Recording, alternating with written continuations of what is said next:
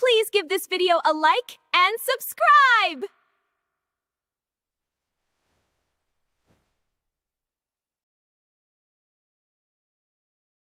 Masculinity influencers. So now it's anybody who has an opinion on fitness, finance, financial success, and relationship. Yes. That's yes. a pretty Masculinity influencers, bad. But before you guys in the chat say, well, I know this guy. No. You don't understand. How do they define masculinity influencers? Is literally any person that's trying to help men in any way at all online. There are some who have gone so far as to say that they want the 19th Amendment repealed. I would support that. They're doing better in education than boys.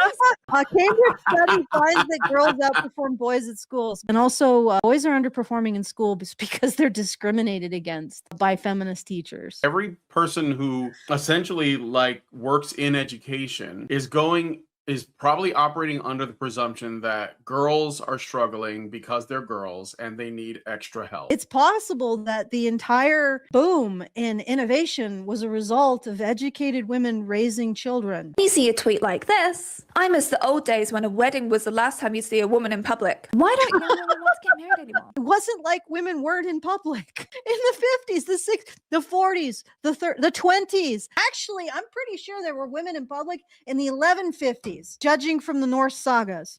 If manhood is something you earn, then manhood isn't a male privilege. It is an earned precarious status that can be lost. Boys and men face stricter rules and harsher sanctions for nonconformity than girls and women, especially around weakness. So men cannot be weak, but it's not good if they're strong in Western countries. That's our equality that we've created.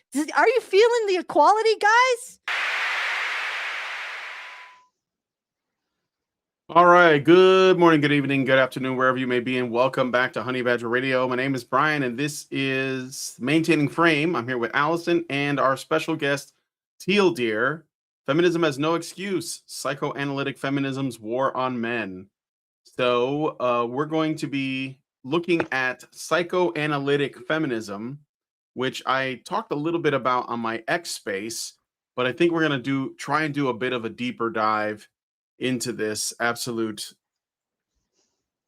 thing. I don't know how to describe it. So Allison, why don't you do the things and then I guess sure we'll get into it. Yeah, well, first of all, this is like the base. This is I think patient zero. Maybe it's not the patient zero. I'm sure Teal Dare could correct me on this, but this is like feminism has no excuse. This is it is the smoking gun that of what they actually believe about men and what they actually believe about women, and everything falls out of it. Now, there might have been more progenitor texts, but this one seems to be the most comprehensive in its absolute level of ideological menace. So I look forward to that, guys. It's going to be interesting. But if you would like to send a comment throughout the show or a tip, feedthebadger.com/justthetip. Very best way for you to send us funds and the best way for you to send us a comment, because it bypasses both YouTube's gigantic cut and their comment enhancement system, which is a euphemism for censorship. And if you would like to support the show, you can do so at feedthebadger.com/support. Very much appreciated. Big thanks to everybody who's already helped out to make sure we can keep bringing you this content despite not having sponsors or advertising revenue. We just we just present the contents of our analysis. And if you want to see more of it, please support it at feedthebadger.com/support. I am going to be providing the visuals, and today I'm going to be trying to work on Symphony Number 10 in E minor by Dmitri. I'll just say Dmitri, because that last name, I can see it, and it is like an insurmountable obstacle for my ability to pronounce things. It's something Russian. Okay, I'll spare everyone. Anyway, that's what I'm going to be working on as we work on this. All right. Indelible object. Okay. Teal, right. I have like a little 1-paragraph summary. I don't know if I could read that, or do you want to just jump right into your thing? I'm content to just let everyone else talk. The less I have to do, the better. All right. So I am interested the to see summary what of a this. summary would be. So go with Yeah, it's just a paragraph I have here. But we can get into more detail if there's anything specific you guys want to dig into. So, psychoanalytic feminism is a theory of oppression that locates the roots of patriarchy in the unconscious psyche. Men have a deep psychological drive to dominate women, while women show minimal resistance. Both patterns formed in early childhood, primarily before age 3. Emerging from cultural feminism, it draws heavily on Freud's psychosexual development and Lacan's revisions to examine how gender identity, femininity, and masculinity are constructed through parent-child relationships, especially mothering. So is that like a decent, brief introduction? Insofar as it avoids all the crazy shit, yes. Well, we're saving the crazy shit. Yeah, I think it's a reasonable. It's reasonable. Okay. I Go ahead. don't know. I Allison. think it's smuggling in a bit of crazy shit there. Like just complete bald-faced men oppress women, and that's Well, it's feminism, so that's a given. That's gonna yeah. be I their guess you're right. I position. mean, it is. It really speaks to what we're inured to, that we don't immediately reject that as crazy shit. But yeah, that's yeah. I guess you're right. It is a kind of taking what is sensible from that and relaying it in a neutral form, and what is actually in the it's not sensible. It's so not sensible. But yes. Okay. Shall we just start? Let's just begin. All right. So how are we doing this? Are we just gonna read through the paper? Yeah, sure. I mean, it's not a very long paper. This is one of the few feminist papers that has the virtue of, I mean, it does outstay its welcome, but not through 15 pages of narrativizing. Yeah, Which it is does look like it's more academic, if that's what the only word I can think of to call it. Well, the more main concise. reason for that is, although it is kind of in that sort of shorter, peer-reviewed journal-y sort of style, the reason that this one is sort of formatted as it is because it's from the Blackwell Encyclopedia of Sociology. So it has to fit within like a shelf's worth of volumes of encyclopedia. Oh, okay. So that's why, when you go through it, it doesn't have all the millions of little numbers next to all of the claims. It's just kind of spooges a vague bibliography at you at the end. Speaking of the bibliography, one of them is kind of funny. It's The Mermaid and the Minotaur, Sexual Arrangements and Human Malaise, which is not Litrotica, despite its name, or what the name would imply. It is actually a view on men and women in society. It was just a very unfortunate title, given the milking farm maid thing that was viral not very long ago. That does sound like something you'd find on Newgrounds. That was that Minotaur and Mermaid thing was from 1976. So this sort of insanity has been it's been with it from the beginning.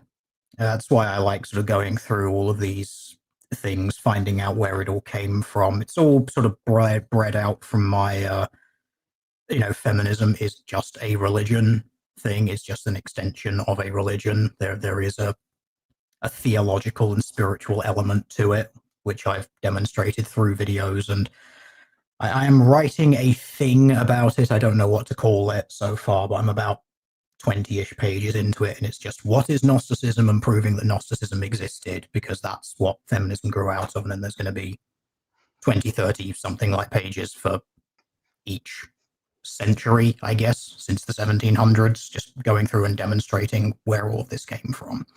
So that's why this came to my attention. I can't remember exactly how I found this one particular thing.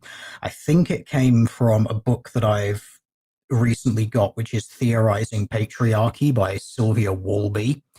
And the reason that one came to my attention was because I had to, for the long project that I'm working on with the writing, I had to sort of explain or at the very least provide some sort of vague citation for system theory from Marxism, which is a very important part of feminism. And just the way they always like to view things, everything is a system, everything is simultaneously systemic and systematic, because apparently those two words are synonyms these days and people don't know the difference between them. But I'm pretty sure that this was either cited in there or cited from something relating from that book. And this sort of came to my attention because of going through that. I learned about something, dual system theory and triple system theory, which come from Wolby and what she was doing. Those things very explicitly decided, hey, we're going to marry feminist theory with Marxist theory. That is literally what dual system theory is. Triple system theory is feminism, Marxism, and race. So these things are just straight up the progenitors of intersectionality. Like, that is what this is. And the reason I'm going through some of these books, a bunch of them are from sort of the 90s. So Theorizing Patriarchy is from sometime in the 90s, I think it was published. The 4 other feminist textbooks that I've got are from the Open University in the UK, which are, I think, also late 90s, early 2000s. And I've got another one whose title I can't remember because it's really long and kajiggery, but that's from the 2020s. And so it's interesting seeing how they evolve things over time. And the reason that I like to go through some of these older ones is because when people tell you things like, oh, that's not real feminism, that's not what feminism is, etc., I get to just literally put these textbooks on the table and just say, there. But the main reason that I do that, and they like to sort of try and play some sort of fallacy of chronology, I guess you'd call it, that these things are old, therefore it's not what it is anymore. But as I always like to point out with these things, well, these are the things that were used to teach the people who are teaching you now. So all the teachers for feminism now, they're all going to be in their sort of 40s, 50s, 60s, etc. This is what they were learning when they were in university. That's why these are all university textbooks. These are all ideas, and in the case of the thing we're going to look at today, an encyclopedia that these people would have been using throughout their university education in order to teach people what feminism is and how to be feminists. And on the how to be feminists thing, actually, I'm going to grab the other books. I want to make sure I get the title right. Hang on.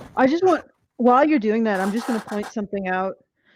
As long as the text isn't repudiated, it stands as part of the canon. Yes.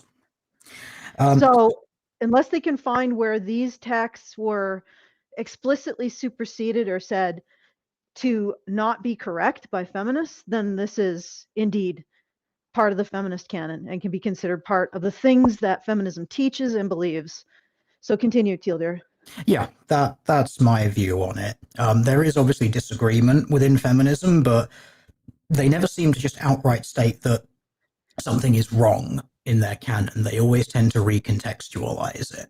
And the reason for this is because feminism grew out of the left Hegelian tradition. Everything is always has to be synthesis. It can never be like right or wrong. So if you find that one idea is wrong, you take that as your thesis, you find whatever opposes it, which is the antithesis, and then you mash them together, you synthesize them, and they, what was the word for it, superfluate? I think it was something like that. They transcend from that point, and then you have your new starting point. This is why leftism has its end of history notion, because once you're done revolutioning everything, once you're done smacking everything into each other to get rid of any sorts of contradictions, you end up in that end of history time, which has a whole bunch of theological implications that I'm not going to go into because I'm sure people are either sick of hearing me talk about it, or if this is somehow the first time they've ever heard me speaking about this, God help you, because you'll have no idea what the hell I'm going on about and it's just going to sound insane. But on the note of how to be a feminist and them teaching you feminism and how to be feminists, I did find out something very interesting, and this is the textbook which I like to use. It's the one from 2022, 2022, I think it was the last time. 2021 was when the second edition was published, which is the one I've got. And this is Introduction to Women's Gender and Sexuality Studies, Interdisciplinary and Intersectional Approaches. This is the one from the 2020s, which I like to reference because it sort of shows you what is new-ish in the feminist canon. By odd coincidence, the third edition of this was published and it was printed and it was published in January of this year. They have changed nothing in that textbook except for one section at the end. And that one section at the end is basically how to be an activist. It is how to take what is written in this book and turn it into doing stuff in the real world. So they haven't improved their canon in like 5 years since this second edition was published. They're now just teaching students this is how you go out into the streets and shout and scream and, you know, talk to the higher ups at your companies and just terrify them with the thought of what might happen if they don't give you what you want.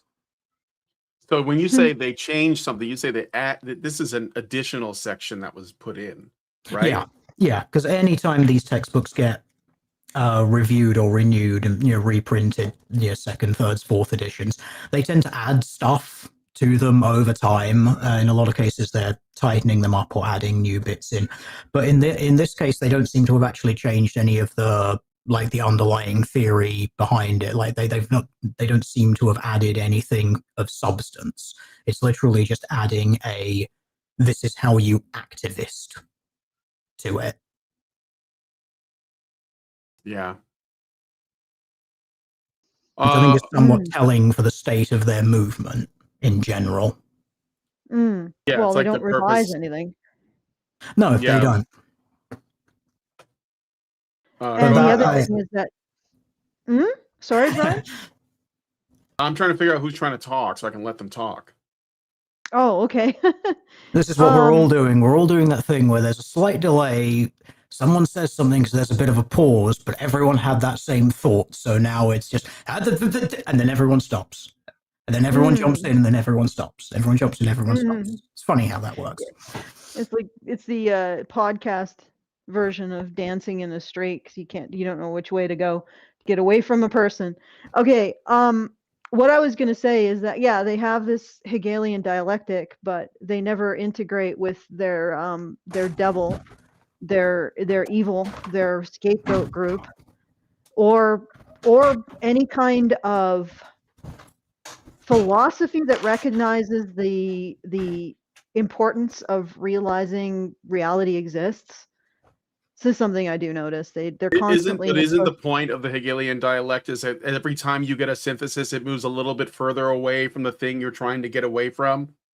That's why you engage in the dialectic, is to slowly move away from, giving credibility or attention or consideration for positions that you're trying to ultimately erase.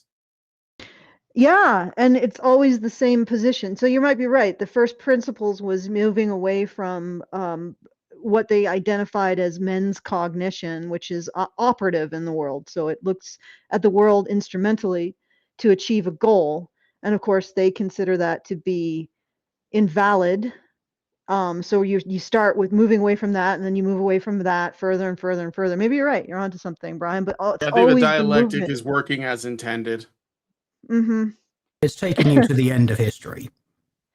The point of the end of history, that Hegelian socialist end of history, well, the theology to that is that the world ends. Ultimately, you've had enough revolutions. Everyone lives in some perfect utopia.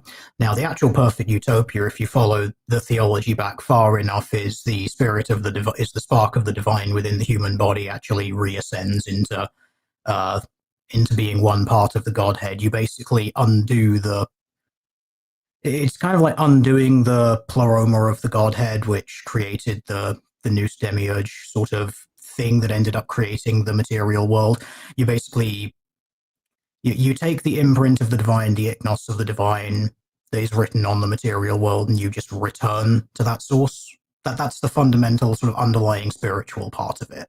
So that's why there is that end of history notion, and why everything is getting away from whatever. because it's all aimed ultimately at unification. The entire point of the sort of gnostic Hegelian side, which Hegel grew out of, is that in the beginning there is or was God. There is this one central thing, and that central thing, because it represents fullness and completeness, overflowed itself. And overflowing itself, because it can't have any end, because if it has an end then it's limited and it's not. So it therefore has to constantly overflow into itself, and that created materialism itself. And so you need to basically effectively undo that division, is basically what it comes down to, like, because it starts as a dichotomy. So if you work out all dichotomies, you can perhaps basically undo the original dichotomy. It's all transcendent, ascendant nonsense, which is why you get so many of these feminists. They just casually drop the terminology, like I don't remember their names, Manifestel and the other Shira person. They just casually drop this sort of things. Like, you've got to manifest this. Well, that's using the spark of the divine inside yourself to alter the material world around you, because you have that part of God within yourself that you can tap into via your gnosis, your knowledge. You get, I think it was Shira person who was like, oh, y'all low vibration bitches. Well, why are you using the term low vibration bitches to talk to people? Well, that's to do with the Hermetic principle of vibration, which again is to do with what causes the material world and how all of those things tie together, and that if you alter that, you can transcend from that point. So they just casually drop all of this spiritual terminology into what they're doing when they talk about it. Witches, heretics, a lot of them. Can I just ask something about this? So essentially what you're doing is you're using spiritual principles to try to affect a material outcome in a world that you consider fallen. Aren't there a lot of cross purposes happening with those kinds of secret manifested and that thus it shall be kind of thinking? I don't know. It is what it is. I just find it interesting that these are the ideas that ultimately forms the foundation of it. But this is also why these people believe so heavily in the concept of things like the social construct, that everything that we have and everything that we are things that only exist because we defined them as such. And because our definitions create the world. Because we have that divine spark. So, I mean, I'm not even kidding. One of the textbooks, I don't know if I'll be able to find it because it's in one of the 4 from the Open University. They talk about hysteria in there, as in the ye olde woman's medical condition thing. And it literally says, in creating the word hysteria, they made women hysterical. As in, it didn't exist until men created a word for it. This is exactly what I've been talking about, that a lot of these people think that men's boundary policing creates the thing that they're policing. So policemen create crime, ICE creates immigration fraud, auditing creates theft. Like this is the kind of thinking that I'm seeing. It's like huge categorical errors. And again, I'd like to remind everyone that there is a substantial minority of women who fail the waterline test. So if you show them a picture of a glass with the waterline horizontal with the horizon, and then you show them a picture of a glass rotated relative to the horizon, like 45 degrees to the horizon, many of them will draw the waterline also 45 degrees to the horizon, because their frame of reference is the object, not the system the object is in. And this is the category errors that creates things like, oh, ICE creates immigration fraud, financial audits create embezzling, and all of this other shit. Oh crap. What? Okay, I think this What will happened? work. Oh, you're sharing your screen, Alison, so Yeah. I gotta relaunch. Sorry, you gotta guys. fix that. You Yeah, should I just gotta pause fix it or something. No, sure. Here we go. No, All that right. won't work. Yeah, no, just but anyway, so that they can create these category errors based on their misunderstand, like their inability to recognize that objects exist within systems, And it's interesting because if you even, I've been doing this really extensive sort of deep dive into, so I'm fixing all this. I know there's a lot of windows that are now occupying the space, but it should be done pretty soon here.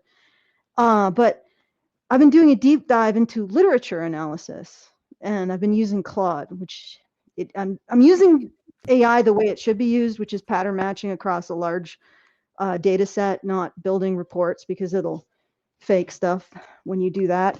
One thing I've found out is that male authors can operate in two modes. The operational mode, which is looking at the world, reading the world, and looking at it instrumentally. So you read, not read it. Sorry, you interact with the world through your actions to achieve a particular outcome. And they can also do a mode in which you read the world for information. But female authors, almost universally, at least from like the 64 texts that I've tested, cannot write in an operational mindset. They can't write in, I guess the classic example would be like a Hemingway. You just take an action, which leads to another action, which leads to, so it's like a series of actions and consequences without any kind of reading of the environment in terms of its emotional meaning, its social significance, anything like that. Women can't write in that register. They just don't. They persistently fail to occupy the register of pure operation and turning the world into an instrument towards a goal. And I just found that fascinating, because it means that they can't access that psychological frame. But what's really interesting is men can access the psychological frame that women generally occupy, which is reading. So what they do is they read an environment, they decode information from the environment. And women in particular, when they write, they are writing decoding social interactions, decoding hidden meanings in terms of relationships and the social web. So that, and if they write men, they'll write a man who decodes meaning from a political social web or something like that. That's as close as they get to operative thinking or operative writing. But men, when they write a reading mind, they tend to write a reading mind reading operational information from the environment. So, for example, the car, Tinker, Tailor, Soldier, Spy, he writes his spies reading relationships in an operational. So what does this mean for my mission? So it's just really fascinating. And like I said, the really, really interesting part of it is that men can operate in both modes. Women only operate in one. So fundamentally, there may be a failure of women's cognition to really understand how men think. So they don't understand the operational mindset. And because they don't understand it, there's this inclination, because we put women in the moral center of society, to marginalize the operational mindset more and more and more. I don't know if this is like this, my deep dive. Does any of that, can you excavate any of that of interest to you, Teal dear, or? Male system thinking and female system thinking. About 2 years ago, we discussed it from the book Women's Reality by Anne Musson-Schaef. Yeah, but the thing is that what I found is women can't access men's system thinking. That's why women engage in process never ending, because it never provides any results. It's just forever thinking and doing the same thing, or doing whatever you want whenever you want, but while never being able to objectively define anything. I mean, in some cases, the writers that I went, they still had the conditions of a plot and conflict and resolution, especially in, like, for example, Austen's Pride and Prejudice. The resolution is interesting because it's a reading mind realizing it engaged in a category error when reading an operative mind, and the character has to revise her estimation based on recognizing that error. So, I mean, that was an interesting one. I'm not sure if many, like, that's a little unusual. Fascinating, but usual, but it's like it's just one data point. For the most part, women don't render. Well, not even for the most part. It's a psychological modality that's cut off from them, that they can't occupy. But again, men can read.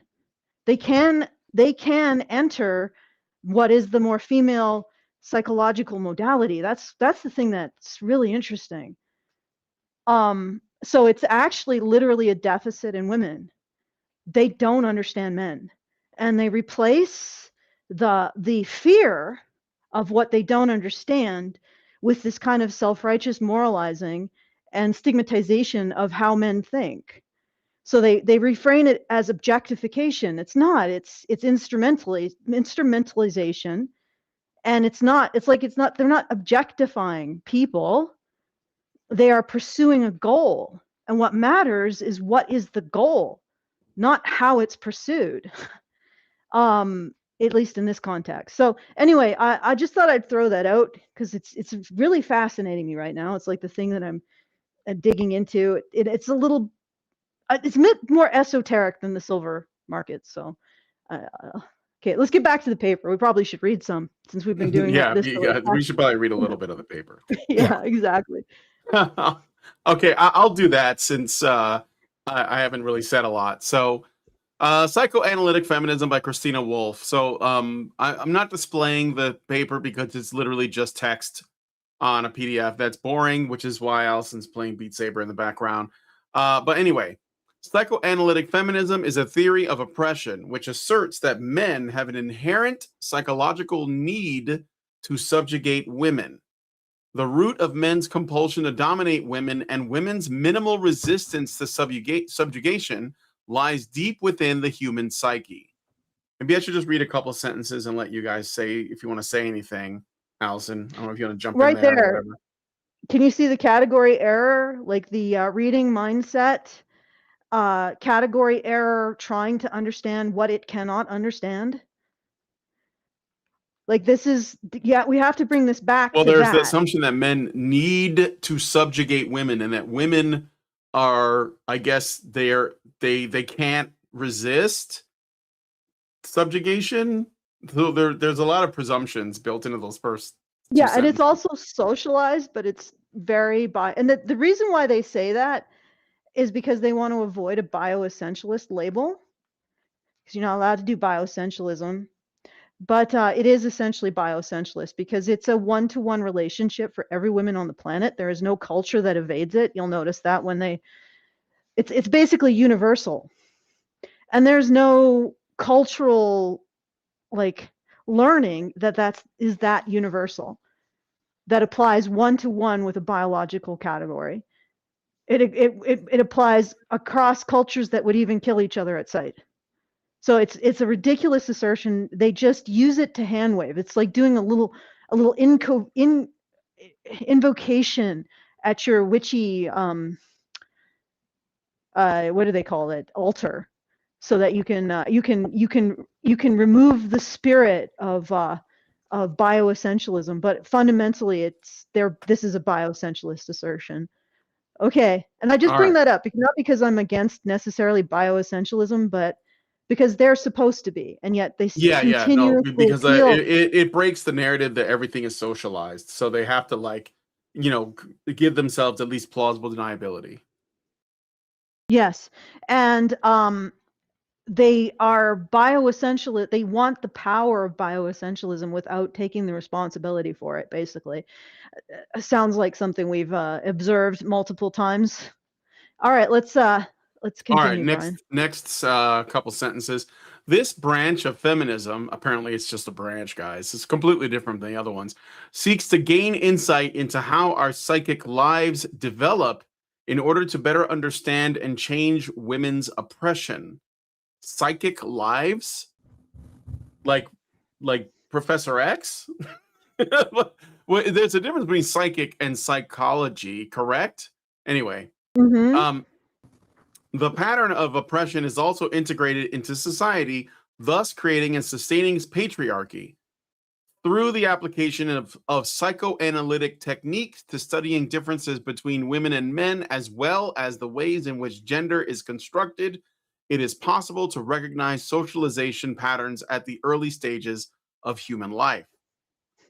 Societal change, or a cure, can be developed through discovering the source of domination in men's psyche and subordination in women's, which largely resides unrecognized in individuals' unconsciousness. So they want to find the to change things or cure, because apparently this is something bad that needs to be fixed. We have to discover the source of men's will to dominate and women's will to be subordinated. And then what? Do they offer a and Well, they then cure what it. to that? They cure it. They prevent men from having to take any sort of leadership role or anything that could be considered dominant, and women remove any sense of submissiveness relating to that. That's fundamentally what it is. Basically, this is the point where they have biotruth pathologized males and masculinity. A little bit of femininity as well, insofar as it's like, women are taught to be submissive, but they're not going to address any potential biological reason behind that because they don't like biology when it comes to behavior. You got to remember, when the times that this sort of thing was coming about, you basically had a really big split on academic campuses, and it effectively turned into sociobiology on one side. This is back in the 70s, and social constructionism or sociology, which is the feminist thing, on the other. One accepted there were biological aspects to behavior and the other rejected it. But as these sorts of papers indicate, they want the authority of being able to say that things are inherent in people's behavior while not actually saying it. Not having the responsibility to the bioessentialist narratives. Yeah, Taking because if responsibility. something is biologically informed in behavior, that means that there might be behaviors that they don't like that they can't influence. Well, and also it's it's morally icky to be bioessentialist. Yes. So they have to put their fig leaf on it to make it not what it is. Yeah. But it is. I mean, their explanations have the power of bioessentialism. So they are bioessentialist. Yeah. And you can also actually see that quite clearly in, well, a bit later in this paper, they actually say, they mention the sort of 3 stages because they go into the whole Oedipal Freudian nonsense. Oedipal, the Oedipal, which has been long since discredited, but of course this was written decades ago when it was still a thing. And as they've stated in there, there's these sort of 3 stages, and that's from birth until the 3rd year. Now, the problem with that, and this is something we've learned because of sociobiology, the first about 18 months-ish of human development is what we call the pre-socialization stage, because the human brain is physically incapable of being taught in that time period, because it has not developed the faculties to actually engage in that behavior. At that point in time, the human brain, the human organism, the baby, is basically just on evolutionary autopilot. It literally cannot learn things. But these people look at that and say, yeah, we need to basically get that and start teaching the boys to not be oppressive and the girls to be girl bosses. As I think I said when I sent this to Alison, this is basically the psychological justification for strapping boys onto the ball kicking machine from the day that they're born. Astounding. Okay, Yep. I just want to point out that I have successfully finished Symphony number 10 in E minor. What's the rest of that? Congratulations. But yeah, thank you. I'm just putting that out there for Quran Strong, should he be listening. Oh. All right.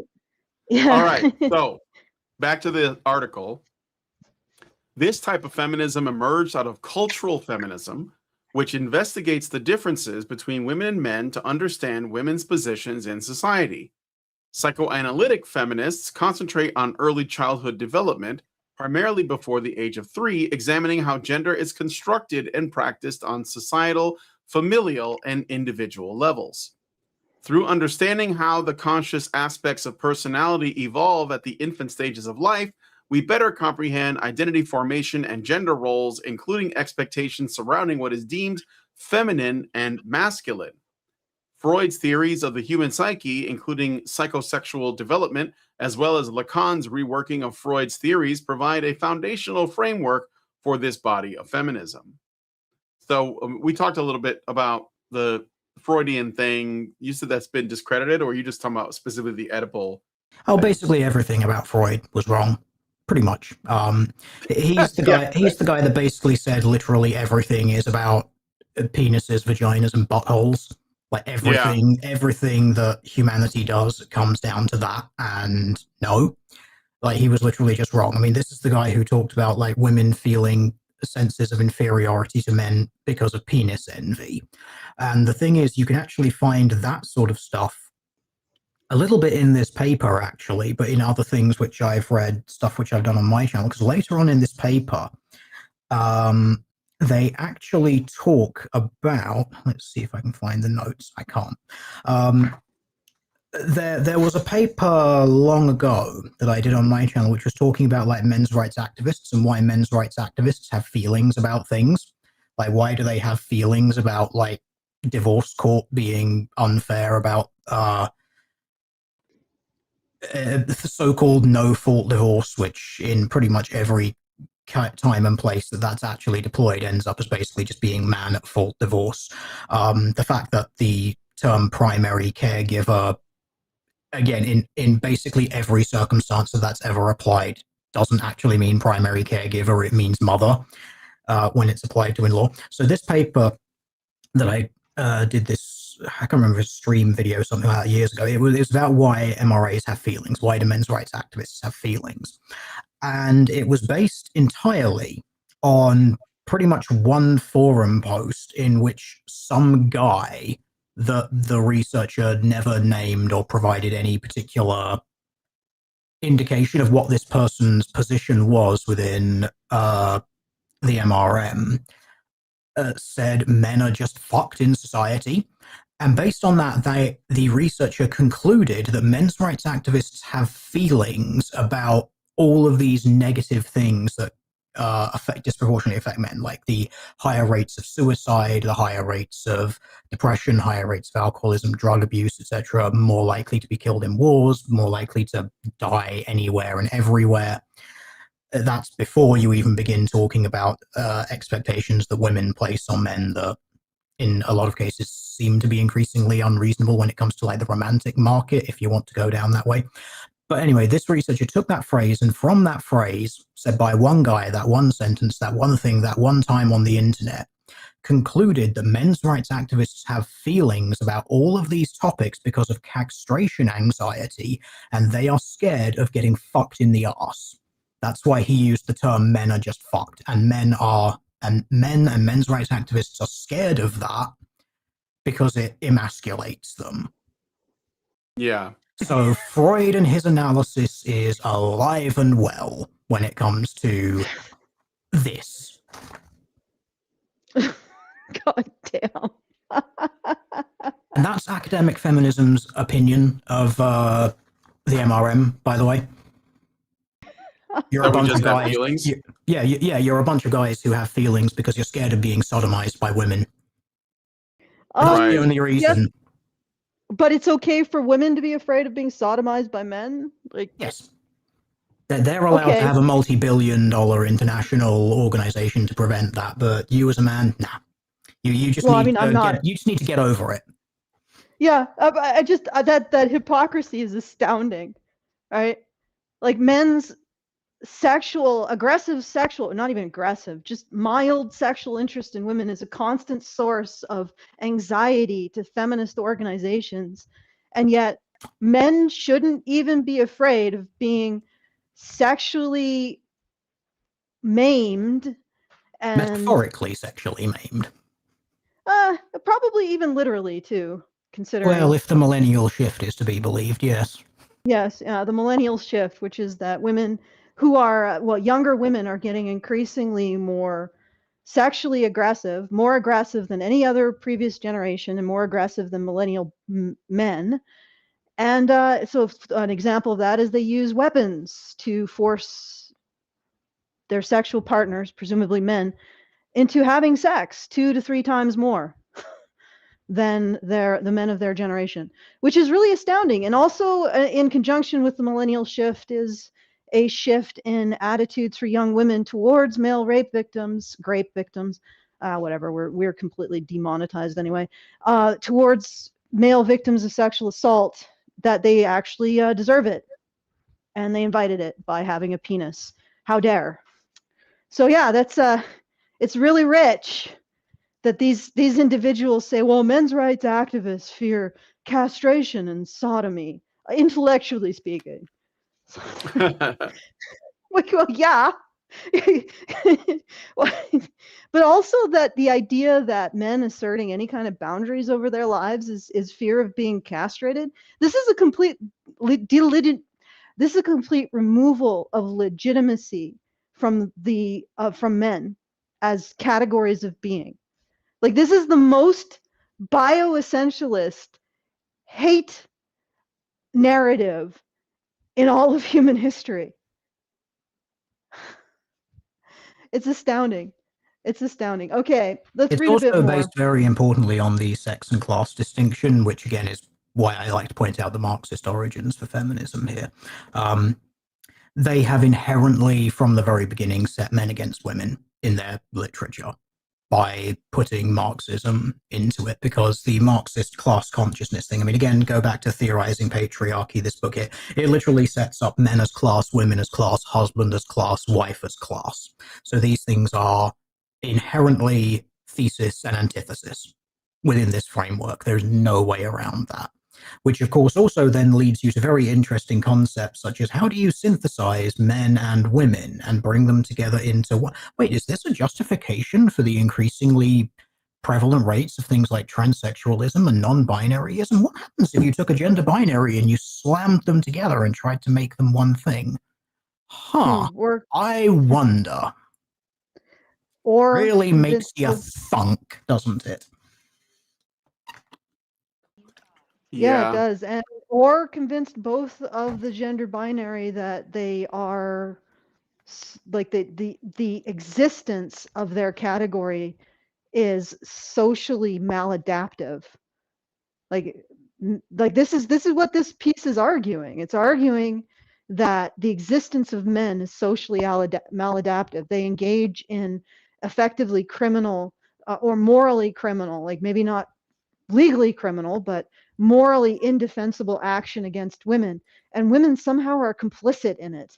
So this psychological paper is basically arguing that neither male nor female as categories is illegitimate, at least as constructed, and presumably the only way to make them legitimate is to make them the same, but also make men lesser than women. Yeah, because it all has to come down to that socially constructed thing. It's basically the social construction is that men are above women, and you have to tear that down. Interestingly, they also, again, this is perhaps a little, it's not so much outside the wheelhouse of what we're doing here, because we're talking about like boys here, like boys from the day of birth having this sort of power thing. Now, you can point back to Schaef and say, oh, do you remember that thing where she talked about how women hate their children because their children give them material purpose and that prevents women from engaging in certain forms of process, etc.? Yeah, that was another thing that feminists said in another feminist textbook that's used to teach people what feminism is. But going back to, again, the Theorizing Patriarchy book, I've actually got a note here, which is literally non-patriarchs are patriarchs, and I'm just going to quote this from here. In the usage of here, when they're talking about heads of household, in the usage, the domination of younger men who were not household heads was as important, if not more important, than the element of men's dominion over women via the household. You don't even have to be a patriarch to be a patriarch within this framework. This is why you get this psychoanalytical stuff, which is like, hey, baby boys, they can be patriarchs too. Yeah, of course. All right, next paragraph. Okay. Yeah. Psychoanalytic feminism addresses a variety of issues related to gender and society, concentrating on explanations as to why men continue to repress women. There are two main sections. One branch focuses on examining differences between women and men on a micro level, particularly on women's psychology, as well as the environment in which the personality of a child develops. This includes childhood learning and formation, relationships with parents, and early sexuality traits. It also explores the establishment of femininity and masculinity and the relationship with identity and personality. So, child, early sexuality. Are they talking about biology here, or are we getting pervy? Yeah, they're getting pervy. You got to remember that when Freud was writing this stuff, he had a bunch of the early feminist writers, Freud and Kellogg, for people who know who he is and what he did, they had a very weird obsession with children and their genitalia, because they basically noticed that it was not uncommon for pre-socialization age children to grab their genitals, like seemingly completely at random, and as a result of that, they concluded that there was some weird sexual thing going on there. Of course, just ignoring the fact that, first of all, they can't really grab anything else. They are immobile, like children. They can't move around. They can literally only touch things that are within about reach. Yeah, anything that's within reach. And as it just so happens, the human body, your hands happen to hang at about hip height, so it's very convenient for them.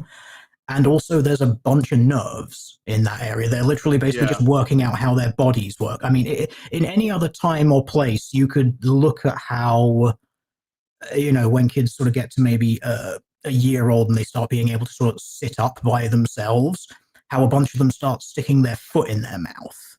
And you could, if you wanted to be like those sorts of people, like Kellogg and Freud, you could say, this is where children develop foot fetishes. But no, it's just because your toes, as with your fingers, have a lot of nerves, and that's interesting when you're in the pre-socialization stage and you're literally just going on nerve impulse. Like, there's no conscious thought to it. It's just nerves are being stimulated. That's interesting. And that's where children begin to pick up this concept of cause and effect and being able to influence themselves and things around them. Like, I can do something, it has an effect. Ooh, interesting. And then when they start getting older, they start learning that. And then based on that ability for them to afflict change, they can start then, at the age sort of 3 or 4, passing things like the Sally Ann test, because they begin knowing cause and effect and understanding the theory of mind of other people and their visions of cause and effect. Yeah. It's tactile scaffolding, I think. And so they're starting to explore their world tactily, like through, and the mouth has the most tactile sensors, or some of the most. Fingertips, no, actually most. Plus taste sensors. So if your vision is blurry, and you're not an animal that relies on scent, and also your hearing, I think at that point is still forming or is not as acute, then what you're left with are tactile sensations and taste sensations. So it's just how they explore the world. While they're forming the tactile, the haptic scaffold for future logic and theory of mind cognition. All right. And so you're reading a lot into it. They're reading a lot into it. And all of that is then why they ended up with these bizarre genital theories. Yeah. That's where it all came from. It's basically just human babies suck. Like, they can barely do anything, so it's... They do what they can do. What do you expect them to do? They can kind of touch things and kind of smell things, and that's like the earliest experiences that they have, because mechanically the rest of their biology doesn't function yet. Yeah. All right, so I got Super Chows I should read out. So Art Fours sent $10 and said, great new avatars. Also, Beat Saber beats trying to squint at a PDF. Yeah, the print's really small. I mean, I'm looking right at it on my screen and I'm squinting a little bit. Gotta wear my reading glasses. Thank you, Art Fours, for that. And then Great Indoors gave us 5 and said, it's interesting to learn about feminism's spiritual new age Gnostic origin story and then look back roughly 15 years ago when they barged into the then popular new atheism movement and basically got greeted with open arms by the majority of these self-proclaimed skeptics, not realizing in the slightest what kind of potent death cult they let in while dunking on those stupid Christians at their conventions. Also, Allison, you're right. Beat Saber activities lead to song suggestions. An HBR Hood classic, World Revolving. Good Oh, luck. I think he's no! actually making a request. Yeah. Oh, you're not going to be able to hear it, though. You're not going to be able to hear it, though, because Oh I have the God. sound muted on it. So, well, the sound World is muted on it. revolving. Yeah. This is Oh what my you get. God. Um, That word, that phrase is, or that title is now just permanently welded to my pain sensors. Okay. all right. Talk about haptic scaffolding. All right. Let's read a bit Okay, more. so I'm going to move on to the next paragraph, but I guess the last thing I wanted to add on to what you were saying about, like the way that the children grab themselves. We're really just talking about boys, right? Because I mean, I don't think girls can do that. So we are or at least mostly talking about boys, which is probably why Kellogg was in support of circumcision, because he thought it would curb that. Is that what we're getting at here? Yeah, that was his justification for it, because he basically saw babies doing that and were like, well, that's sexual and you're not supposed to do that because that's bad. It's also actually part of the reason not only that he started doing circumcision and wiring boys' foreskins shut, like sewing them together with that sort of metal-y thread thing that you use for dental surgery. I can't remember the name of it. But also why he was an advocate for burning girls' clitorises off with acid, because it stopped them from touching themselves as well. So I guess girls did, except the type of acid he did probably wouldn't have done that. It was more like the strength of lemon. I actually looked this up specifically. Yeah, it wasn't like full on, we're going to melt your skin stuff. It was just, it basically makes it uncomfortable for you, so you don't do it. It was causing inflammation, which discouraged the touching. Yes. It wasn't like skin liquefying. No, and it certainly isn't cutting and sewing. Yeah. Ugh. Good Lord. And then there were all the chastity belts that they invented for men. Terrifying. Anyway, let's continue with this. Yep, back to the article. Anyway, if you guys want to send us a super chat again, it's feedthebadger.com/just-the-tip. All right. The other branch concentrates on investigating the construction of gender.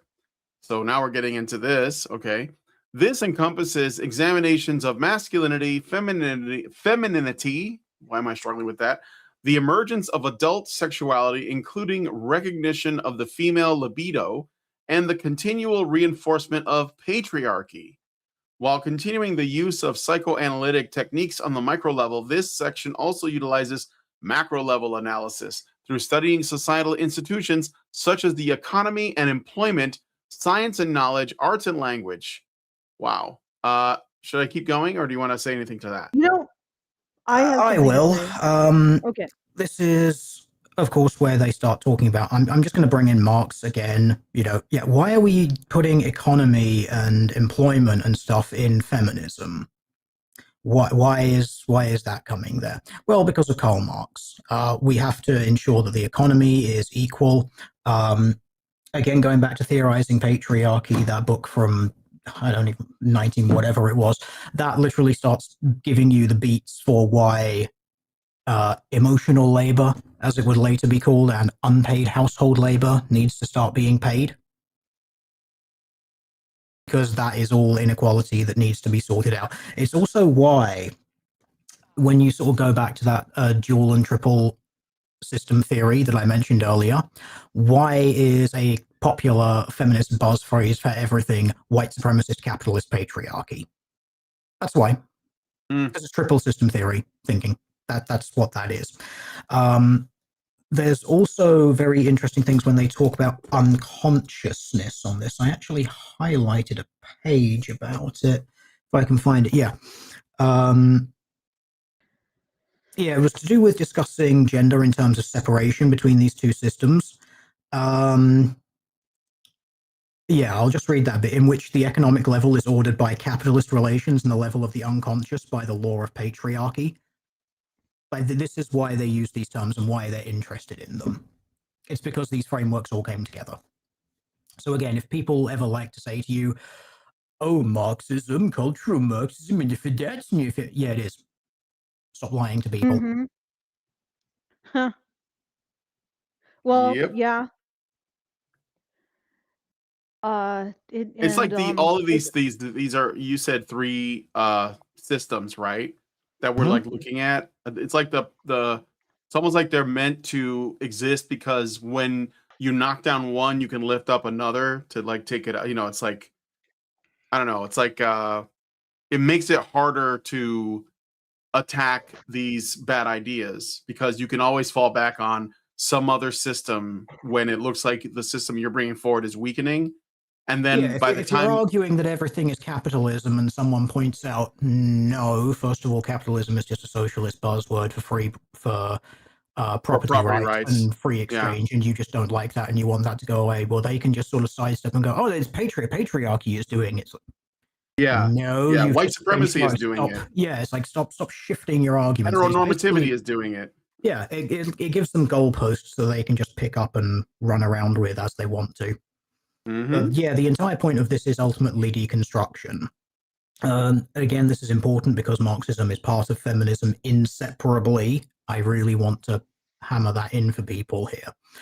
The entire purpose of socialism and Marxism is that end of history point, and it comes about after the revolution. And the revolution is the destruction of the system that you currently live under, the destruction of the white supremacist capitalist patriarchy that you are presently in. In other words, the functioning society that has made everything around you possible is the thing that needs to be destroyed in the revolution, because out of that, humans, once you've gone through all of these revolutions, including the gender and sex revolutions, when all of this stuff gets synthesized, all of these theses and antitheses get synthesized, you will get the new socialist man, the new Soviet man, as it was called in the USSR. The man and the woman, or the person, the economic unit that is indistinguishable from all of the other ones, who will provide to all of the other people from his ability to produce to the other person's need, with no thought of what is in it for me. You know, they don't need any sort of incentive. They just do it because they can. That's what all of this is aiming for. It has to necessarily be the destruction of the society that you live in. It cannot be anything else. All right. Okay, let's keep going. Okay, from a psychoanalytic, so they were talking about how, you know, they got to get into the institutions, right? They're saying studying the institutions, but they're it's a pretense to get in there. Like, Long you march know, through the institutions. economy. I'm sorry, go ahead. A long, slow march through the institutions. Yes, that's right. And that includes not just the economy and employment, but also science, knowledge itself, by the way, arts and language. Oh God, on knowledge. Oh God, I'm sorry. Something in my brain just clicked. Yeah, there's another book which I'm reading, which is Feminism and Religion. And knowledge is a very, very important part of that, and the Theorizing Patriarchy book. So the reason that those are very important is because in the Theorizing Patriarchy book, it actually says that basically women's thoughts and feelings are effectively scientific literature and should be perceived as such because women have been kept out of the sciences for so long. I want to see if I can find that very quickly. Yes, so basically science is patriarchal and women's feelings are reality. So throughout this is talking about, it's in the epistemology section of this book, which I think we need to go through on a separate day because it explains a lot. But the little bits here is they use established methods of research to argue that previous assumptions about women are unfounded, an approach which argues for a really scientific attitude to knowledge rather than relying on the existing patriarchal biased knowledge that falsely passes as science. That's the feminist position. All science is patriarchal knowledge, and it's false knowledge. It's biased knowledge. It's false. It's not really knowledge. It's just stuff that men created. You know, like how men created hysteria by giving it names and things like that. And then a little bit later, it talks about there was a school that labeled feminist standpoint epistemology by Harding, argues that the only basis of unbiased knowledge of the world is women's own direct experience. Mm-hmm. That's a feminist textbook theorizing patriarchy. The only way you can unbiasedly understand the world is by what women tell you. And that leads you on to the second book, which I've got here, which is Feminism and Religion. An interesting part of this is literally female heresy. There's another book which I've got, which is an introduction to Gnosticism, because obviously Gnosticism comes up a lot in the thing which I'm writing. And there's a very interesting note in that, which is that in the early forms of Christianity, heresy was mostly being caused by women. They were the major heretics throughout the sort of first few centuries, 4th century and beyond, which is basically when Christianity started to coalesce around itself. This book also says the same thing when it goes through ritual practices. So, as recounted in chapter 2, which obviously is in this book, which we haven't read yet, it was the pain of exclusion from leadership roles and ritual practices that first motivated many feminists to challenge the patriarchal status quo. This disconnect, for example, concerned women's roles in Christianity and Judaism, first led to experimentation with new ritual forms. So women spreading heresy from there. And then it goes on to talk about how destroying God is basically a socialist goal. So it becomes clear that if patriarchy control ritual was eliminated, the patriarchal naming of God would closely follow, which could lead to even more experimentations with praxis in other areas. Praxis being socialist theory being put into action. That's all praxis means. It just means theory and the doing of theory as it says itself. It's like the practice of... Yeah, it's basically just practice, but making it sound more interesting. So on the knowledge thing, they've got a part where women's feelings must be reality, and there needs to be a new women's reality. Remember that book that we read here. So I guess I'll just do a short reading here. So the fundamental feminist question about the world's religions is how amenable to feminist transformation they may be. In describing how feminism is changing religious thought and practice, I emphasize two themes. Since women have been largely excluded from the androcentric theology and religious leadership, women's experiences need to be discovered, recovered, and taken seriously. When that is done, a new naming of reality begins to occur. Some feminists explore non-patriarchal ways of reading major texts and discussing religious concepts, whereas others decide that such exercise is futile and reject the traditional religions in favor of other forms of spirituality. What have I been saying about where all of this stuff came from a couple of hundred years ago? You know, spiritualism and where all this stuff came out. That is literally here. Feminism in religion. It is a feminist's job and the job of women, feminist women, to take over religions, subvert them, turn them into whatever the hell they want. The only form of knowledge that is real in the world is women's feelings. And that must be taken seriously in science, because it's the only way of being unbiased. It has to be taken into account in religion, because it's the only way of being, again, unbiased and unburdening women from patriarchal spirituality and all of that sort of stuff. Yep. Like, this is what this is. Like, these are literally feminists writing this stuff in their own book.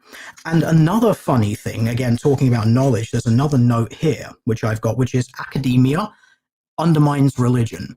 And is designed to, because of course they want to overtake academia, which they've done through their long march through the institutions. Let's see if I can find that quickly. Yeah.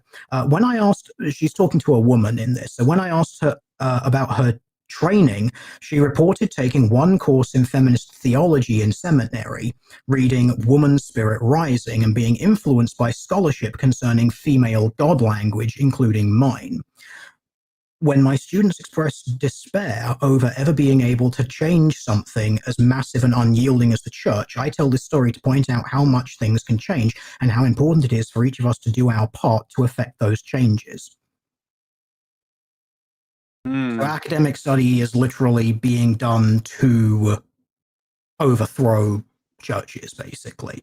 I mean, they talk a lot, of course, also about how it's influenced particularly Christianity here. So it's, reforming current liturgies and creating new liturgies has been a major focus of the post-patriarchal practice of world religions. Language about humans is gender neutral or inclusive. This is what they're pushing for in all religions. It's not only Christianity, it's Judaism and Islam as well. Rather than masculine, the language about deity clearly indicates that, quote, the God worshipped in the church today could not be regarded as having gender, race, or color, end quote. Therefore, some names for God become less gendered. For example, Lord becomes sovereign, and God the Father becomes God the Father and Mother. So it's just literal, actual, straight-up heresy. Remember when in the Bible, when Jesus said, here, I'm going to teach you this prayer because this is how you're supposed to stand before God, humbly and contritely, and ask him how you talk to him? No, you don't. But then this also stems from, remember what I was saying a little bit earlier about how in the Gnostic thing you talk about the fullness of God, the pleroma of God, and the overflowing of God that ended up creating the material world. That is something that I think it was Annie Besant wrote about as well. And so when you have this God that is everything, and everything embodies all things like that, you end up with a very, very solid case for being able to say, well, yeah, it is masculine and feminine and everything, because that's an inevitable part of monotheism. It's kind of one of the flaws of monotheism, I suppose you could say. Whether you want to call it a flaw or a feature, I don't know.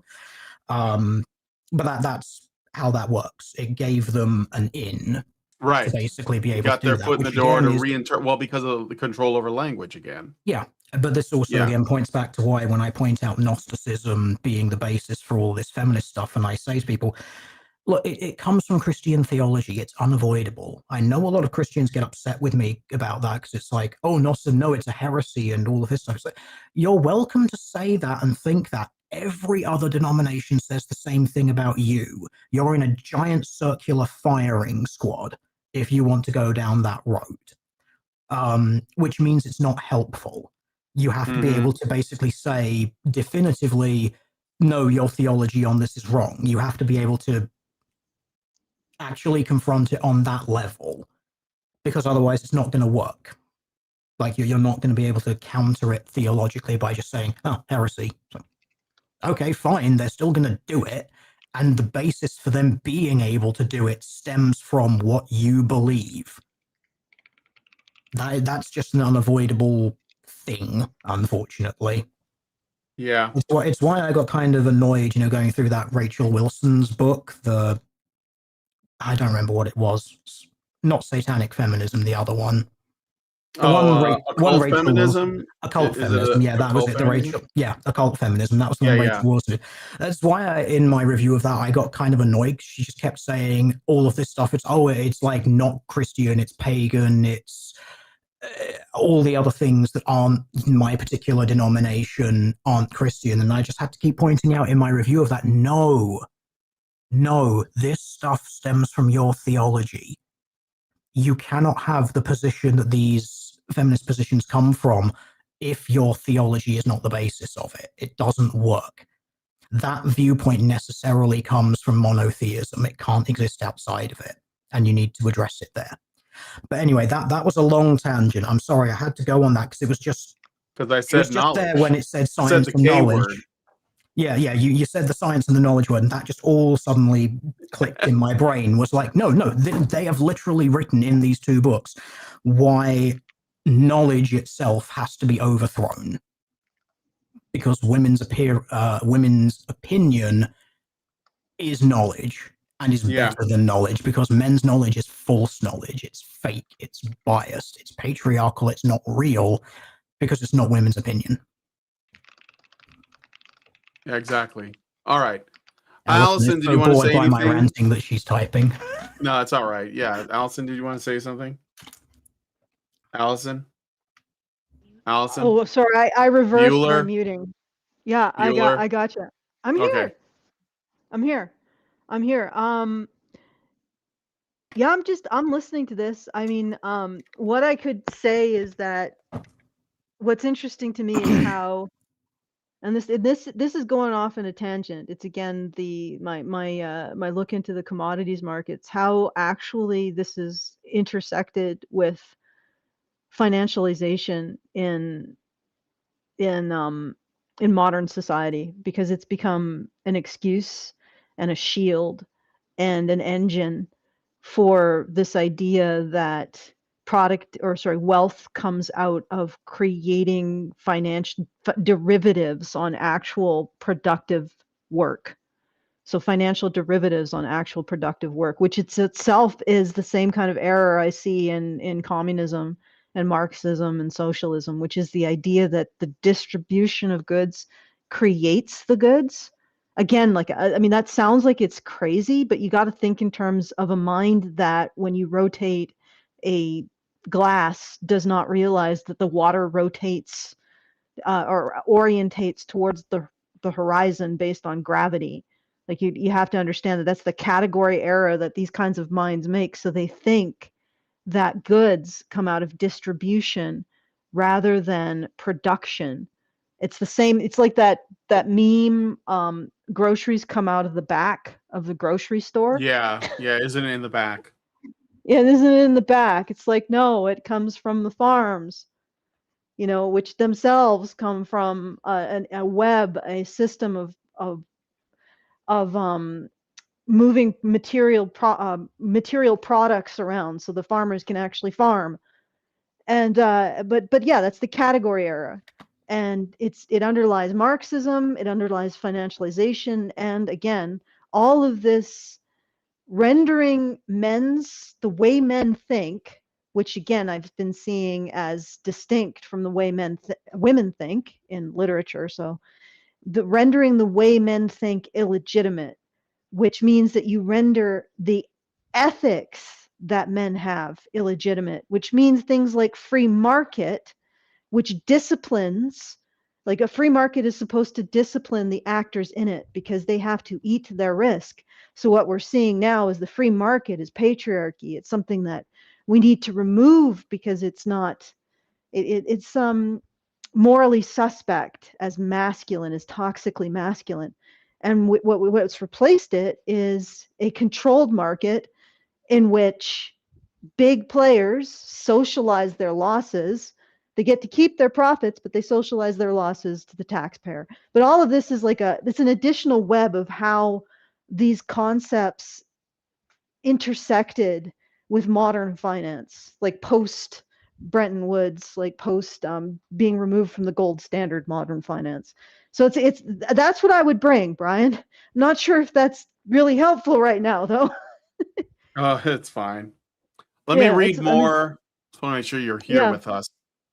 From a psychoanalytic viewpoint, so this is after we talk about the knowledge and stuff, the first branch represents man's need for an heir to create something that outlasts him, largely due to fear of mortality, while also providing a means of domination over women and his children. Wow, there's a lot of assumptions baked into that.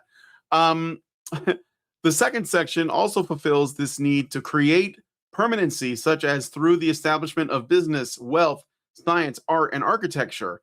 These larger structures and social systems organize society, creating a patriarchal system that serves to oppress and dominate women. Men build buildings to oppress women. Yeah. We men build creating safe homes with running water and stuff is to oppress women. Yeah, this is the category error. This is literally the category error. Because they need it, that means men are oppressing them. Because men are doing what they need, that means men are oppressing them. Because they could choose not to do it, and that's the oppression.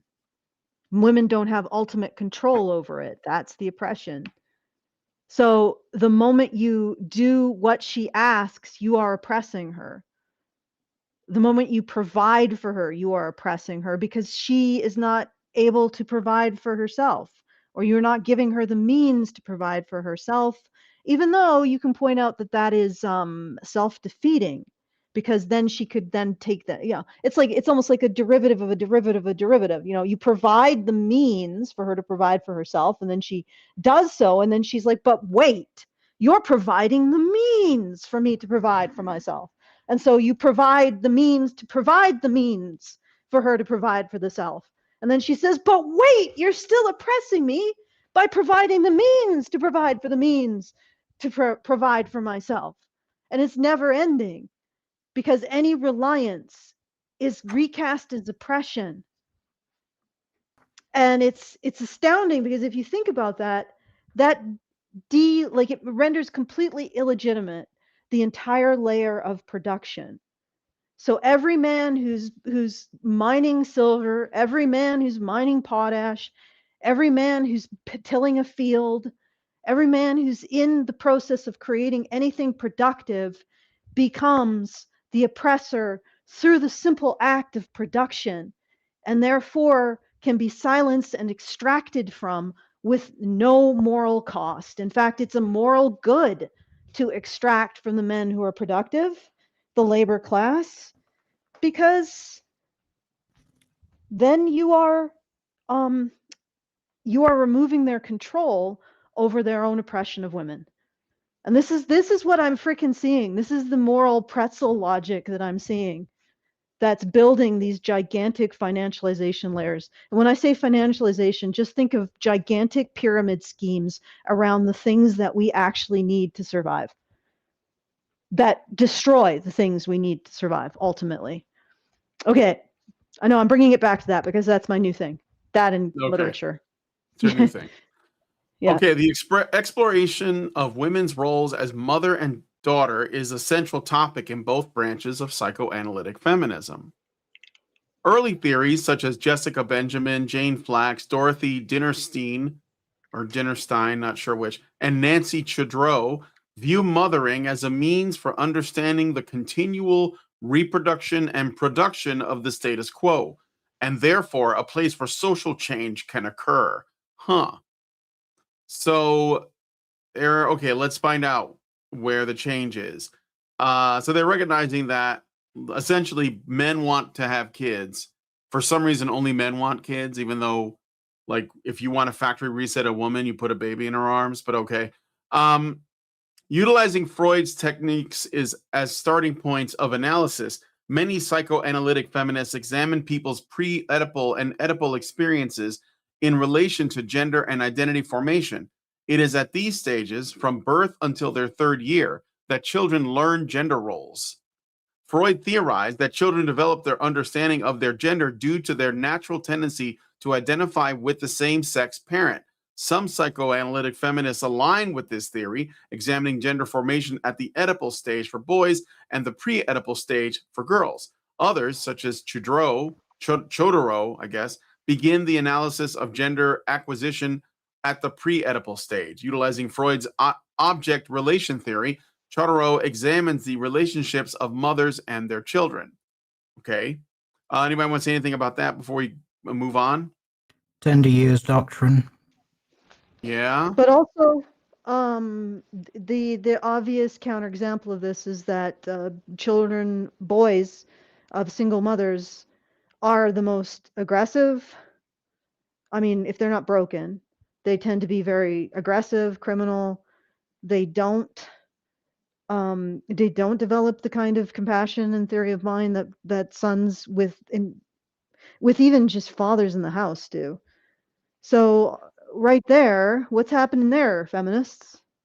That is a complete defiance of your theory of what should happen.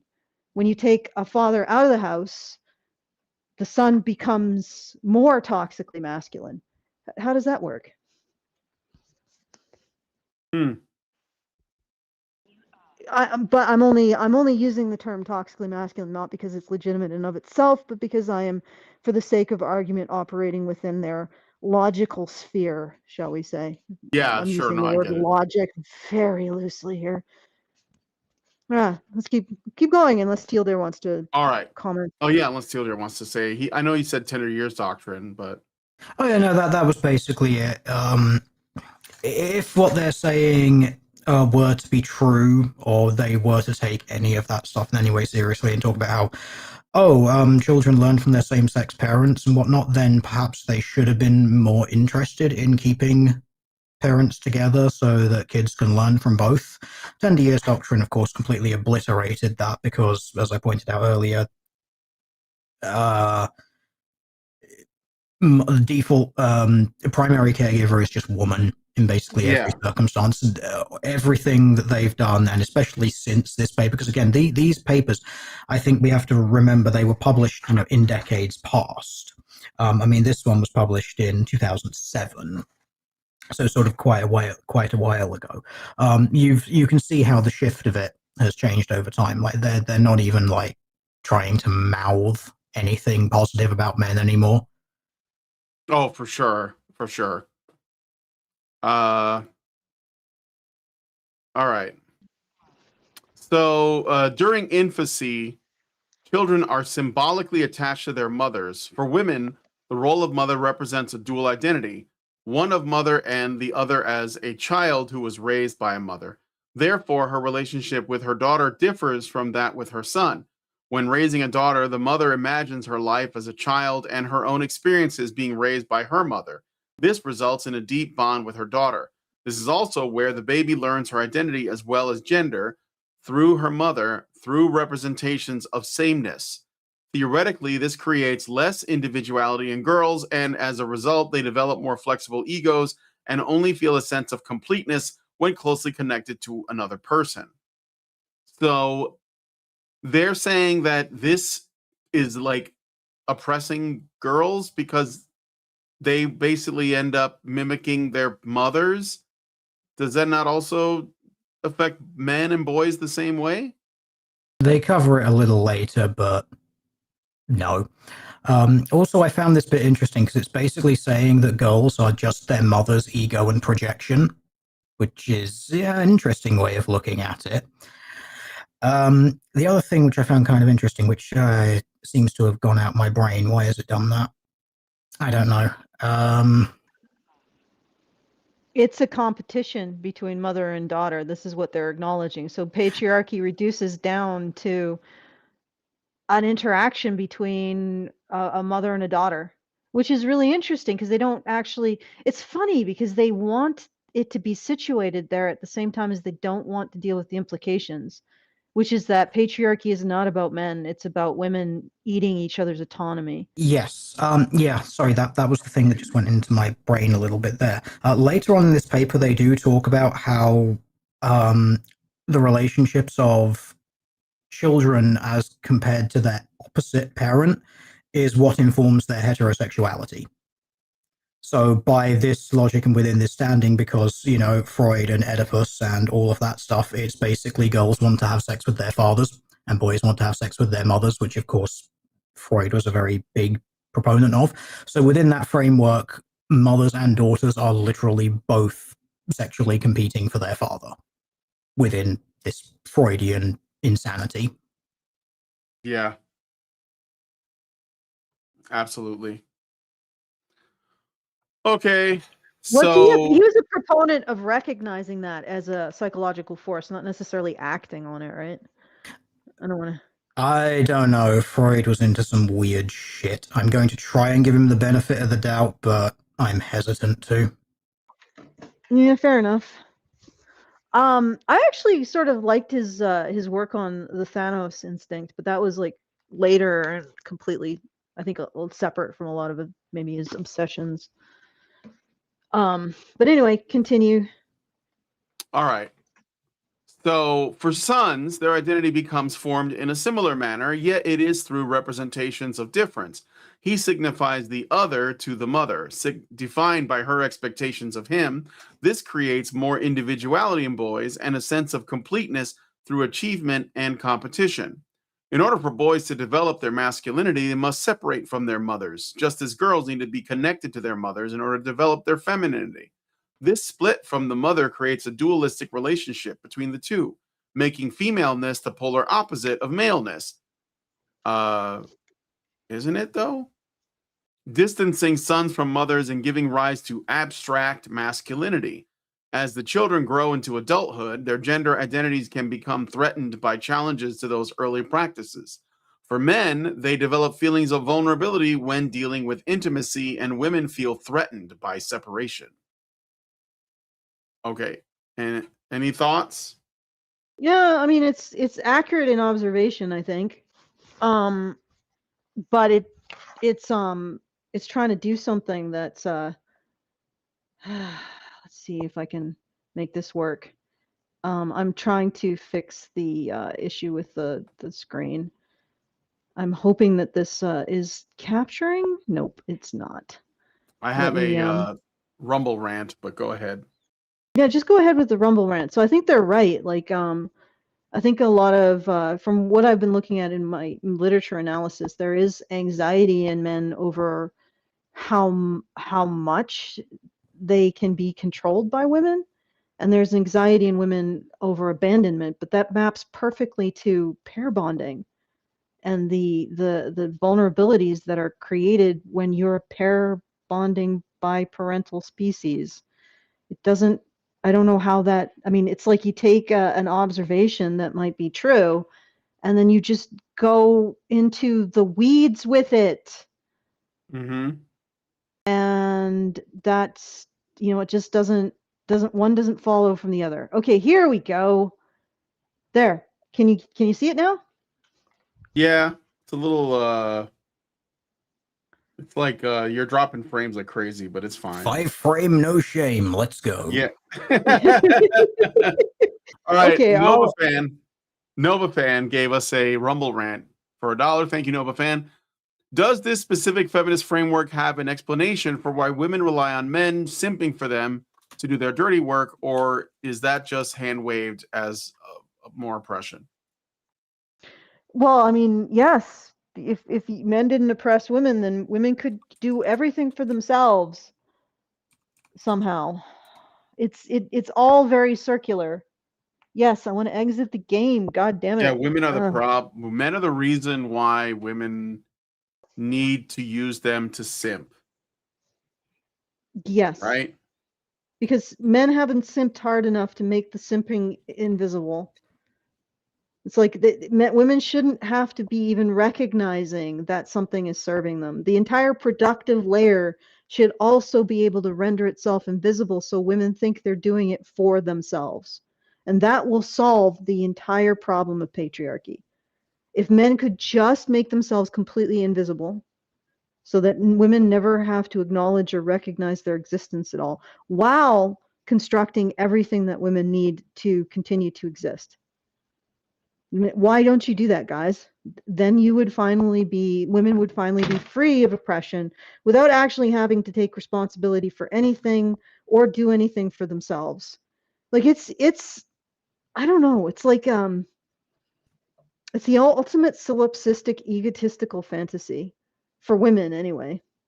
Yeah. Like did you stop sharing your gameplay? Because there's nothing. Yes, I did. I'm going to just redo everything. Don't worry. I'm working on it. There we go. I'm just gonna go back to Beat Saber since I can't do my other game that I like. And also you can't see Badger Chan. So I probably shouldn't have run that experiment. Sorry guys. Just had to do that while we're alive. All right. Yeah. These varying levels of intimacy, of relatedness between children and their mothers, create a different sense of self for girls and boys, solidifying femininity and masculinity as distinct opposite categories which maintain close relationships with one another. Femininity is representative of a strong tie to the mother. Masculinity manifests itself as distance from both mother and father. Another theory posits that the relationship between parents and children is a symbolic process.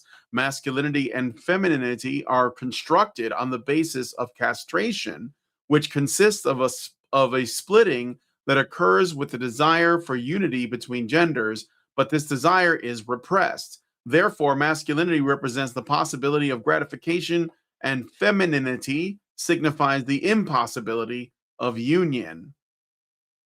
What? Okay, so it is a mind trying to understand the operative mind that just can't. So it doesn't understand that boys are existing in a psychological mode that it can't comprehend, and that's not distancing from the father. That is attempting to operate within an operative frame, which is competitive, which is achievement orientated, which is goal orientated. That's not actually distinguishing yourself from your father. It's moving into that frame that your father also operates in. Yeah. So she doesn't understand that because everything is just relational to her. It's not categorical or in terms of an external standard. So if a boy is like, I'm going to be, my father was a footballer, I'm going to be better footballer than him, she sees that as moving away from the father rather than moving into the father's frame. You see the difference? Mm-hmm. Because he's trying to distinguish himself from the father through his excellence or through his ability in her, but she doesn't recognizing that it's distinguishing himself within the same frame that the father operates in, because everything is relational to her.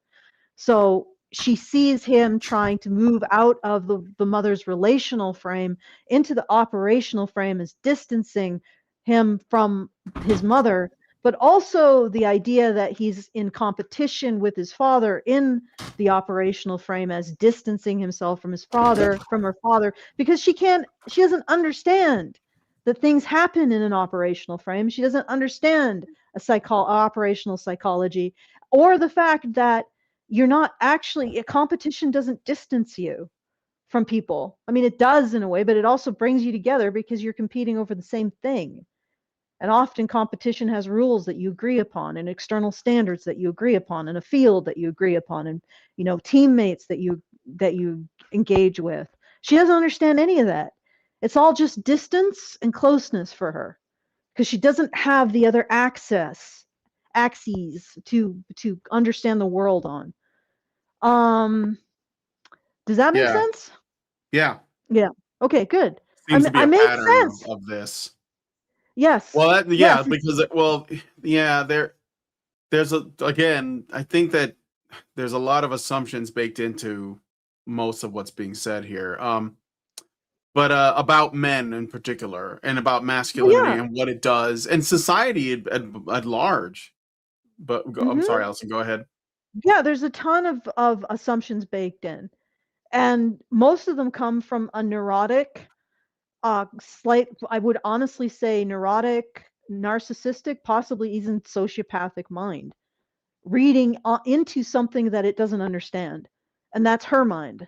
And that's the feminist mind in general, is that they look at men and they project their own desire for control, their own desire for annihilating anything that isn't them, their own xenophobia, onto men, and they say this is what men think, and it's like, no, you're just projecting yourself onto a man. Probably the dude isn't thinking anything at all. Like, honestly, I mean, this is something that was sort of hilarious that came out of my interactions with Claude, and I was like, Cloud, whatever, Klaus, whatever, the long form one, is that I was deep into this whole literature analysis, and I was like, well, and what's really funny is that Cloud sometimes goes into these states where it gets obsessed with not doing anything gender essentialist, but at this point it wasn't doing that. And it was like, what would be most disturbing for a reading mind to realize is sometimes there's just nothing to read in an operational mind. That an operational mind at rest isn't actually processing anything, or it's processing things that are very low, but it's not feeling anything or really even doing anything. It's just sort of resting.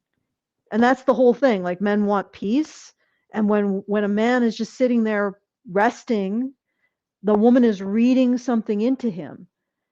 And I mean, if that's the classic thing, isn't it? That's the classic hilarious scenario. And that's what's happening here, except you have to realize that the female mind that's doing the reading is narcissistic, xenophobic, probably a sociopath of some kind, and also highly neurotic. Well, maybe I mean, neurotic might be self-directed, so maybe not. So this is an evil, ugly psychology reading into some dude who's just sort of sitting there and probably thinking about nothing, right? And she can't stand the thought that he's not thinking about her. And her only concept of the world is domination and xenophobia. So that's what she projects on. That this wolf character, whatever the first name is, this feminist wolf character, she's probably a massive xenophobe and a massive narcissist. And so that's what she's going to project onto men, and a control freak. Right? That's what's happening here. She's a reading mind projecting all of the stuff that she doesn't like about herself onto an operational mind that's probably just sitting there and just quietly doing nothing. It's blackly hilarious in a way. Okay, let's keep going. All right. So let me see. Where did I leave off? The development, I think, wait. Gender roles are, children are socialized at conscious levels. Actually, no. What? Oh, yeah, gender roles. That's where I was. Gender roles are based on the household practices of the parents, as well as how the children are socialized on conscious and on subconscious levels. Now we're going to talk about consciousness. Children witness power imbalances between mother and father due to their roles within and outside the household. This reinforces boys' desire to dominate girls and girls' willingness to cooperate and compromise their agency. The key to changing gender construction, and therefore the practice of men dominating women, can be achieved through altering parenting practices within each family. So so basically boys observe the interaction between, boys watch their parents interact, and the assumption is that the man is dominating his wife, and girls see that, and the assumption is that she is submitting, like not submitting in like I guess a way that is, like evidence of a team of them working together, but in like she is subordinate and unhappy about it, I guess. Well, I don't know, maybe not unhappy about it, maybe that's part of the problem. Maybe women should be unhappy about it. And boys and girls see that, and they're basically just acting like their parents. Yeah. Like, and here's the other thing. Like, it's not just projecting onto the operative mind things that aren't there. That's basically just her own narcissism and xenophobia. She's also operating in the same kind of register of control and selfish resource acquisition when it comes to other women. So the real thrill for a lot of these feminists is to destroy other women's ability to pair bond. Like, look at what we saw with Shira, Brian, and that whole sequence where she's telling this woman whose boyfriend is an engineer and is like a semester from graduating and probably will get a good job, that she wouldn't wait. She wouldn't wait for him to graduate. She wouldn't stay in that relationship. He's not made yet, right? And he has to come pre-made. All of that is a woman taking glee in destroying another woman's reproductive opportunities and resources. That's what a lot of feminism is just women taking tremendous joy in destroying the process of other women being able to pair bond. It's sheer relational sabotage on a entire civilization scale.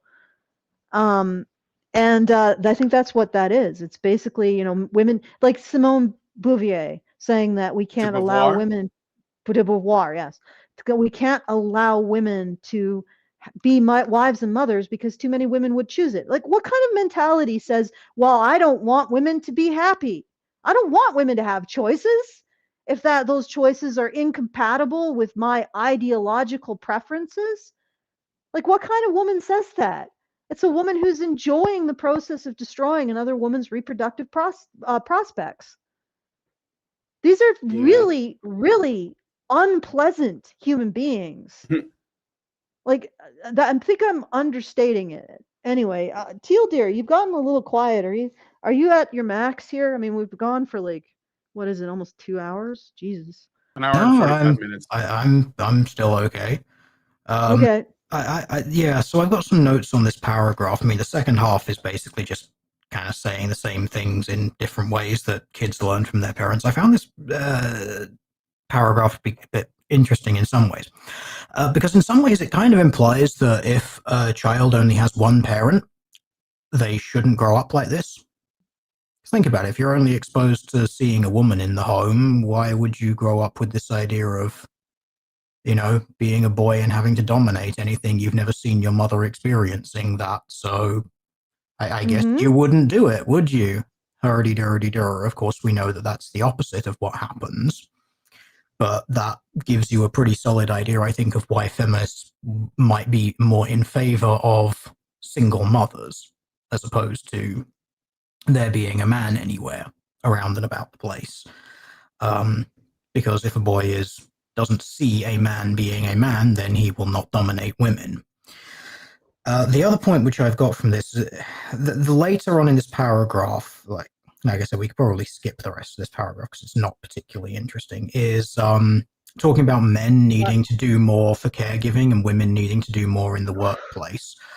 We all know exactly where this leads. We're seeing the women in workplaces thing and the impact that that's having on society. As we know, women do not work as much as men when they are the primary caregivers or breadwinning parent, I should say. There's been a few studies that I've seen on this. It's basically men when they're breadwinning for a family, they work on average 50 hours a week. Women when they're when a woman is in the breadwinning role, they average 34 hours a week. And to give people an idea, full-time employment is generally considered to start at 38. So so-called breadwinning mothers, where they're the primary income of the family, are working nowhere near as much as men do. There's also some other examples when they like to complain about, oh, women dominate this field and yet they don't earn as much as men. Nursing is one that... Yeah, okay, go for it. No, I just have to do a quick announcement. I'm doing The World Revolving. I just did it a couple times, but I'm attempting the pain for whoever requested it. But you can't hear it. You can only see it. Oh, of course. Okay, keep going. Yeah, so one that keeps coming up in that regard is nursing, because women outnumber men in nursing quite a lot. But you also have to then look at, well, why do men earn more in that? And when you look at specializations such as working in anesthetism, which is a very high-paying, high-stress, high-skill job, men outnumber women vastly. When it comes to publishing, like publishing literature in the nursing thing, men were out publishing women, like per capita. It was something like 13 times, over an order of magnitude more. And it's like, well, you wonder why men in these sorts of careers end up earning more. So when you do this thing where, as these feminists are trying to do, we need more women in workforces, it's like, well, basically what you're saying there is that you need infinitely more people, because as it turns out, if you want women to do the same current amount of volume of work that men are doing, you're basically going to need like 1.5 women for every man, just based on things like hours worked, the amount of things that are being published in that particular field, for example. You're going to need way more of them. And this is something they kind of omit, because they always like to talk about how, oh, women value work-life balance more than men do, and things like that, which is basically just a way of saying they don't work as much. They'd rather spend more time at home.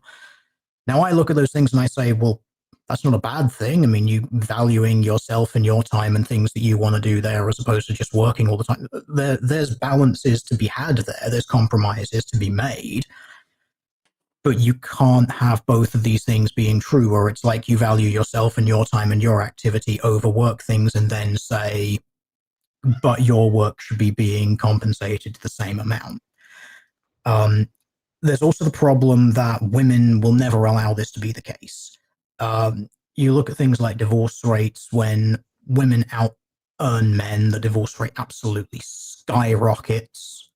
Like, it's not even a question of if, it just is.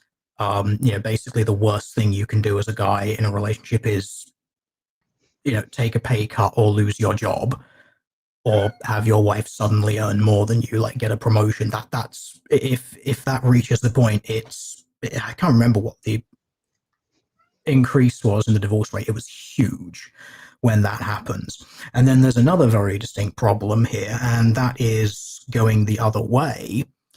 Men who want to work in caregiving, particularly when it comes to children, when they want to raise children, when they want to raise their own you kind of get a bit of a sort of hand wave, wobbly hand kind of response to that. If you ever want to do anything like that with other people's children, boy, why are you being such a predator?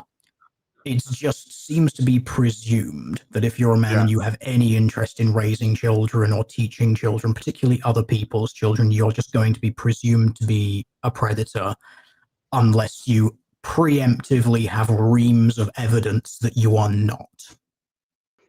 And this sort of stuff was codified into law by feminist activists. And I'm just remembering there was that case, I don't remember how long ago it was, but I heard about it earlier in the week, where some guy was like with his kid at a play park, and he ended up getting effectively lynched because a group of people thought that he was being a predator on his own kid somehow. Like he had to basically like try to provide ID for himself and his child to prove that it was his by this just like random people, because they presumed, oh, you're a man in a play park with kids, you must be a predator. Because men don't take their kids to the park, I guess. I don't know.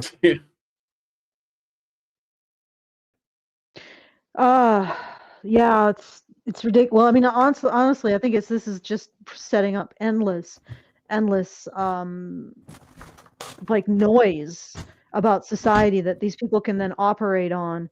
Like they can use the goalpost moving, they can use the contradictory expectations on men to just basically win every social, like every food interaction. Like, how wolves have these interactions over food where they attempt to win the food. This is basically the feminist playbook for winning every resource interaction when it comes to men and the resources that men make and are thus obligated to give to women. Okay, we're at 2 hours, guys. Should we wrap it up? Well, how far are we in the actual? We're about halfway through. There's like a page and a half left, almost 2 pages. Yeah. Okay. We've gone about 2 pages. Yeah, I might suggest that if you do want to end it here, it'd probably be a good idea, because the next paragraph deals with the development of sexuality, and obviously that's pertaining to children as well. So there's that might spark some. Oh my God! Talking. I just peeked at it. Yes, it might spark some talking. So if you wanted to cut here, these women who write these papers should be in jail. I'm gonna look and see if they're in the files. Hold on a second. Oh yeah. That did remind me, actually. I was watching a Honey Badger radio thing. It must have been a month or two ago. And all I could think, you were talking about something, and all I could remember was that episode we did about the feminist, the woman child abuse literotica that you could buy on Amazon. Yeah. That was just the only thing I could think of. I can't remember why I was thinking about that, but it was some topic you were talking about. And I was just like, this. I don't remember. We talk a lot about these. Yeah. No, I remember that particular topic. I remember. It's mind melting. It was horrifying. Yeah, it was horrifying. Like you can buy, I think it was like child abuse, sexual abuse of boys, and what they call sissification. Yeah. So the female caretaker sissifies the boy and also sexually abuses them, and you can buy it on Amazon. So yeah, like it is pretty repulsive, and a lot of these women, they're like Laura Bates.